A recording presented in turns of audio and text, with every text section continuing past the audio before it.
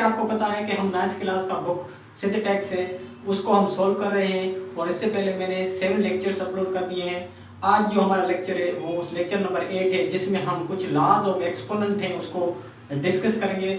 सिर्फ 5 लॉज हैं, उनको आपको अच्छे तरीके से क्लियर करना है। अगर ये 5 लॉज आप क्लियर कर देते हैं तो इससे जो अगली एक्सरसाइज है 1.4 वो आपके लिए बिल्कुल हलवा बन जाएगी। ठीक है, तो हम आ जाते हैं अपने लॉज की तरफ, जो कि आपको अच्छे तरीके से समझना है। मैं अच्छे तरीके से समझाने की कोशिश करूंगा और आप भी अच्छे तरीके से समझने की कोशिश करना।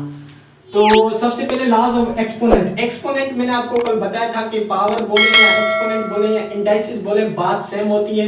एक बेस बताया था, एक एक्सपोनेंट बताया था। ठीक है, तो अब मैंने एक चीज यहाँ लिखी है, वो आपको अच्छे तरीके से पहले वो समझ लें, क्योंकि हर एक प्रॉपर्टी में मैं लिखूंगा तो वो मुझे बहुत टाइम लग जाएगा। तो इसलिए मैंने ये ऊपर से ये चीज लिख दी है। पहले मैं इसको समझाऊंगा, फिर हम लास्ट की तरफ आएंगे। ठीक है, तो सबसे पहले मैंने लिखा है उल्टा ए। उल्टा ए का मतलब होता है कि फॉर ऑल, सबके लिए। ठीक है, A B belongs to real number. इसका मतलब है कि इन लॉज में मैंने जहां जहां ए बी लिखा है उसका मतलब क्या होगा, रियल नंबर होगा। ठीक है, जहां जहां ए बी लिखा है उसका मतलब रियल नंबर होगा।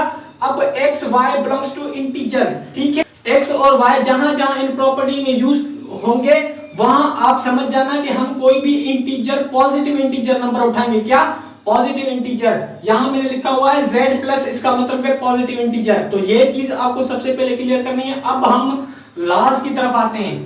तो पहला जो लॉ है हमारा है वो law of product of power. इसका मतलब है कि law of product of power क्या होता है कि अगर आपके पास दो चीजें मल्टीप्लाई हो रही हैं और वो सेम है, क्या?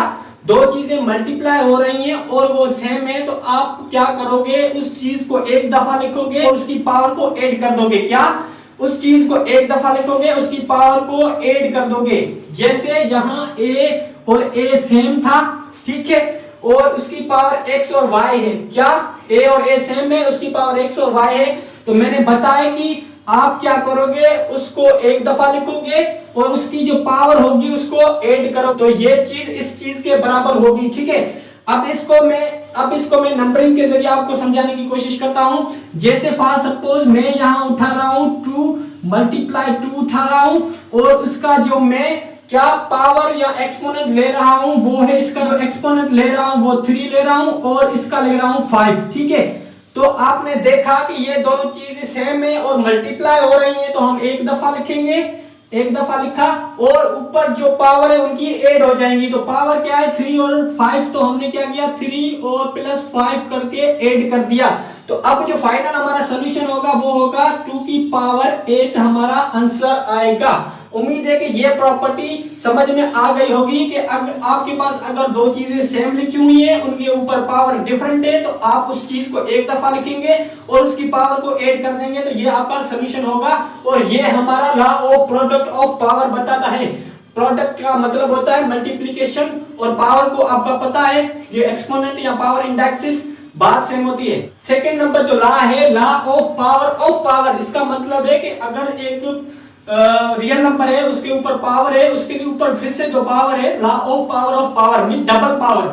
तो जैसे यहाँ एक रियल नंबर लिखा हुआ है, a से मुराद है रियल नंबर, ठीक है, और x यहाँ इसकी पावर है और y भी इसकी पावर है, तो हम क्या कर सकते हैं इस लॉ के मुताबिक के उस रियल नंबर को लिख के उसकी पावर जो है हम क्या कर देंगे, मल्टीप्लाई कर देंगे। जैसे फॉर सपोज मैंने यहाँ 5 लिखा है और इसकी पावर यहाँ 2 है और फिर से मैंने पावर 3 लिख दी है, तो मैं इस चीज को कैसे सॉल्व करूंगा, 5 सेम लिखूंगा, इसकी पावर को मैं क्या कर दूंगा, मल्टीप्लाई कर दूंगा। मल्टीप्लाई कर दिया, मैंने क्या किया, इसकी पावर को मैंने मल्टीप्लाई कर दिया। ठीक है, तो ये क्या कहता है, लॉ ऑफ पावर, यानी कि कोई भी रियल नंबर है उसके ऊपर पावर है और फिर से उसके ऊपर पावर है, तो आप क्या करेंगे, रियल नंबर लिख के उसकी पावर को आपस में मल्टीप्लाई कर दोगे। सिंपल, जस्ट इसका मतलब ये था। अब ये लॉ है, अब ये थर्ड नंबर हमारा लॉ है वो है law of power of a product. इसका मतलब क्या है, अगर आपके पास दो रियल नंबर हैं, वो क्या हो रहे हैं, प्रोडक्ट में मल्टीप्लाई हो रहे हैं और उसके ऊपर पावर है, तो आप क्या कर सकते हो, उनके होल के ऊपर पावर है तो दो रियल नंबर को आप अलग अलग लिख के उनके ऊपर पावर दे सकते हो। अब जैसे फॉर सपोज मैं जहां a की जगह पे 2 लिख रहा हूं और मल्टीप्लाई b की जगह 3 लिख रहा हूं और इसकी पावर में फॉर सपोज इसकी पावर जो फॉर सपोज मैं 6 उठा रहा हूं, ठीक है। ला के मुताबिक मैं क्या करूंगा, 2 मेरा सेम रहेगा। अब क्या करूंगा, n से मुराद है कि 6 पावर इसको भी दे दी और 3 मेरा सेम रहेगा और 6 पावर इसको भी दे दी, ठीक है। उम्मीद है कि ये चीज भी आपको क्लियर हो गई होगी कि अगर दो रियल नंबर मल्टीप्लाई हो रहे हैं उनके ऊपर पावर है तो आप उनको अलग अलग पावर दे सकते हैं, ठीक है। उसके बाद जो हमारा चौथा लॉ है वो है law of power of a question.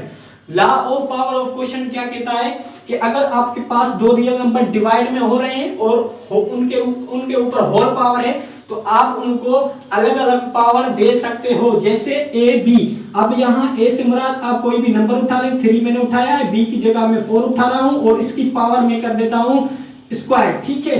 तो इस चीज को मैं इस लॉ के मुताबिक यहाँ इस तरह भी लिख सकता हूं कि 3 और 4 मैंने सेम लिखा और 2 पावर थी तो ये पावर इसके ऊपर भी आएगी, ये इसके भी ऊपर आएगी। जैसे यहाँ 3 की पावर 2 होगी और ये पावर 4 पे भी आएगी, तो ये हमारा आंसर होगा। उम्मीद है कि ये चारों लॉ आपको समझ में आ गए होंगे।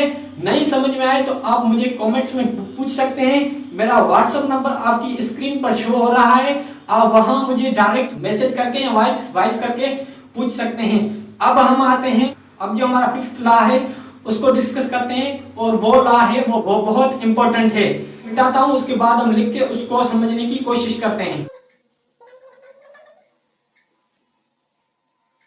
तो डियर स्टूडेंट्स, आज जो हमारा 5th नंबर जो लॉ था उसको मैंने लिख लिया है, जो कि है law of quotient of power.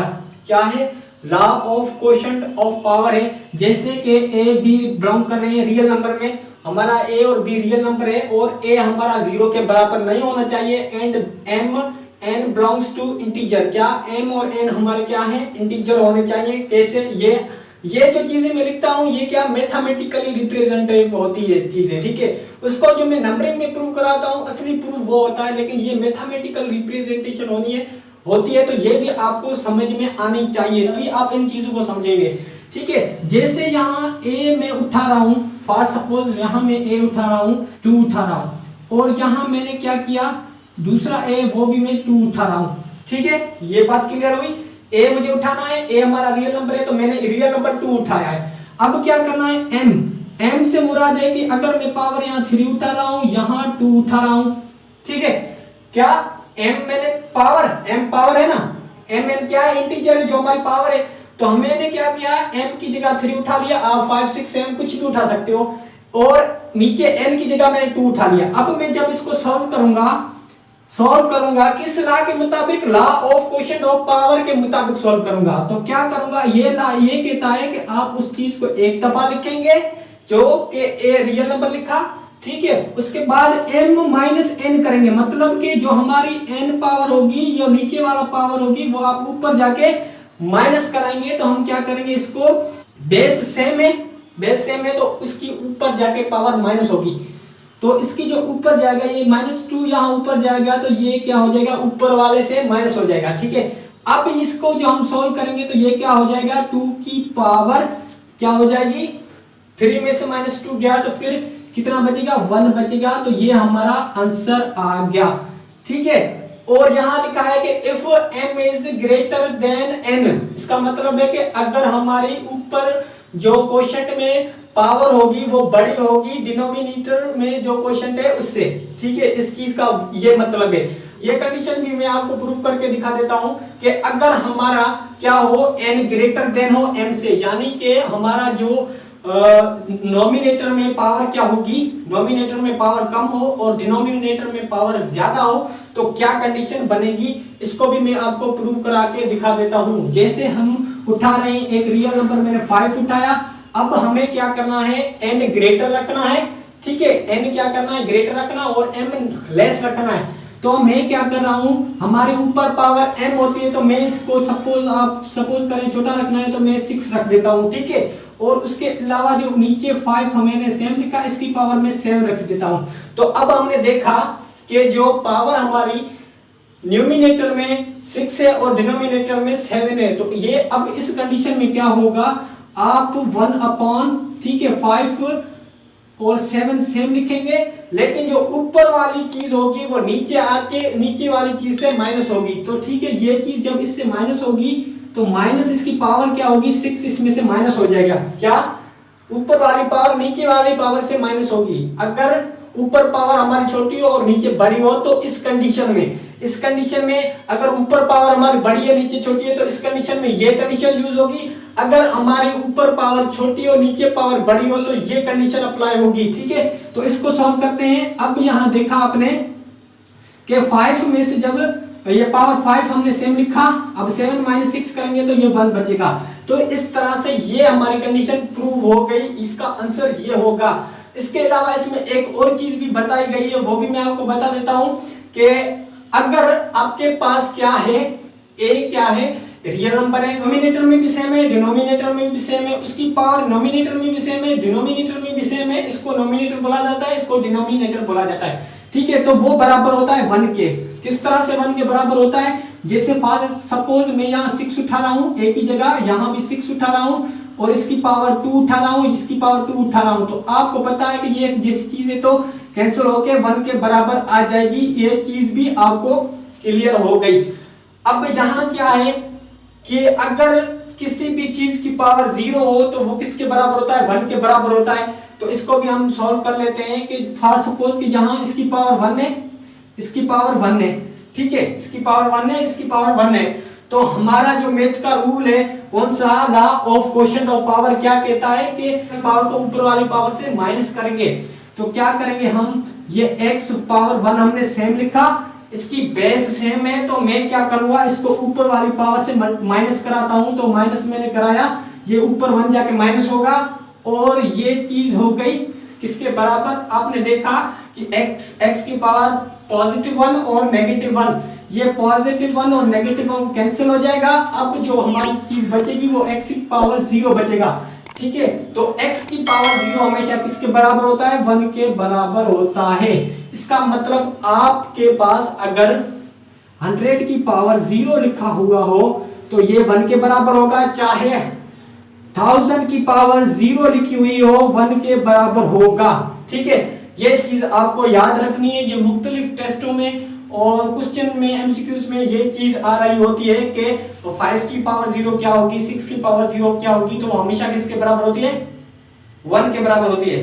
उम्मीद है कि ये लेक्चर आपको अच्छे तरीके से क्लियर हो गया होगा। अब हम मूव करेंगे हमारी एक्सरसाइज नंबर जो 1.4 है उसको सॉल्व करेंगे और उसके बाद ये चैप्टर को हम फिनिश करेंगे और नेक्स्ट जो हमारा चैप्टर है लॉगरिथम उसको हम स्टार्ट करेंगे। अगर ये वीडियो आपको अच्छी लगी है तो मेरी वीडियो को लाइक करें, मेरे चैनल को सब्सक्राइब करें और अपने दोस्तों के साथ शेयर करें ताकि ऐसी इंफॉर्मेटिव लेक्चर्स और वीडियोस आपके लिए मैं बनाता रहूं। मेरे जो लेक्चर्स हैं वो आपको कम समझ में आते होंगे, लेकिन आपको अगर अच्छे तरीके से इसको पढ़ोगे तो बहुत अच्छा समझ में आएगा। आपसे कोई मुकाबला नहीं कर सकता क्योंकि मैं एक चीज भी नहीं छुड़ाता, हर चीज को अच्छे तरीके से क्लियर कराने की कोशिश करता हूं, तभी ये चीज आपको मुश्किल लगेगी।